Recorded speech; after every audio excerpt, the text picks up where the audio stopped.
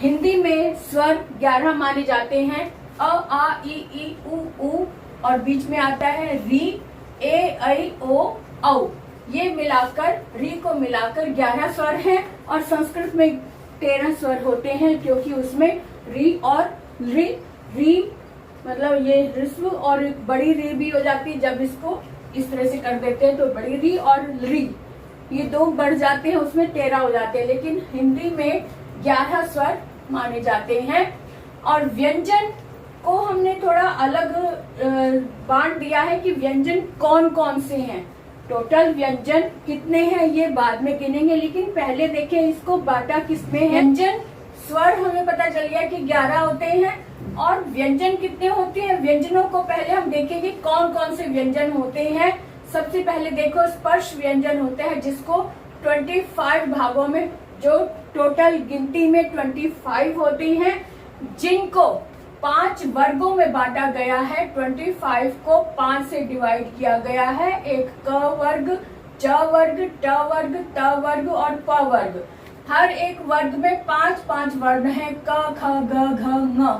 च वर्ग में च छ ज झ य। ट वर्ग में ट ठ ड ढ ण। ट वर्ग में त थ द ध न।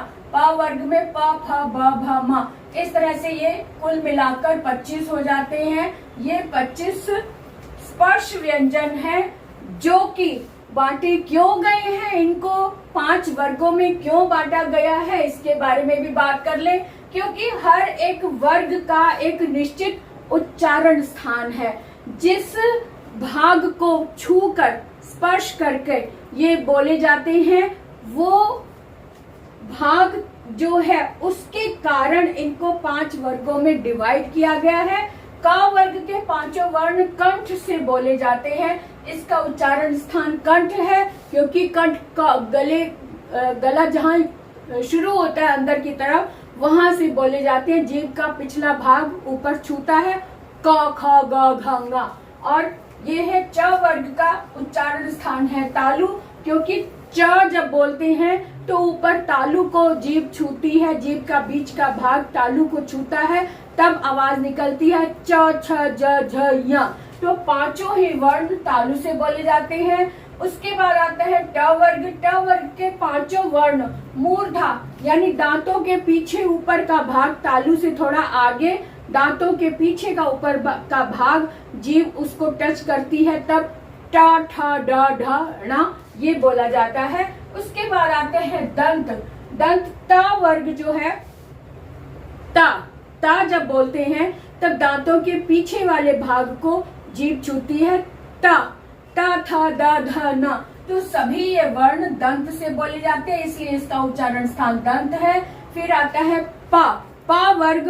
दोनों होंठ आपस में टकरा के छूकर बाहर आते हैं शब्द अक्षर प फ ब भ म। दोनों होंठ आपस में टच होकर प बोलते हैं, प। अब इसी से बोलने वाले इसके वर्ग में जितने भी अक्षर आए हैं, जितने भी वर्ण आए हैं, वो सब प फ ब भ म, उन सब का उच्चारण स्थान ओष्ठ है। और ये 5 है, 5 भाग और 5 वर्ण, यानी हो गए 25। उसके बाद देखो अंतस्थ। अंतस्थ 4 होते हैं, जैसे य र ल व। य र ल व ये 4 होते हैं, जिनको बोलने के लिए हम सांस को थोड़ा सा अंदर खींचते हैं, ऐसे खींच के य हम अंदर की तरफ इकट्ठा करके तब य र ल व इस तरह से बोलते हैं, तब उनको, इसलिए उनको अंतस्थ बोलते हैं। ऐसे ही 4 ऊष्म होते हैं, श श स ह।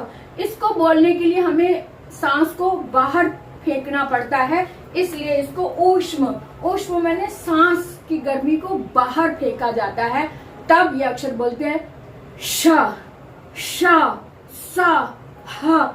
बाहर सांस आती है, बाहर हवा छोड़ी जाए, तब ये ऊष्म आते हैं, इसलिए इन्हें श श स ह को ऊष्म व्यंजन बोलते हैं। उसके बाद आता है 4 संयुक्त व्यंजन है, जो कि वर्णमाला में गिने जाते हैं। वैसे तो संयुक्त वर्ण और भी हैं, लेकिन वर्णमाला में जो 4 हैं वो है त्र ज्ञ क्ष श्र। ये 4 हैं जो संयुक्त वर्ण में माने जाते हैं। इसके अतिरिक्त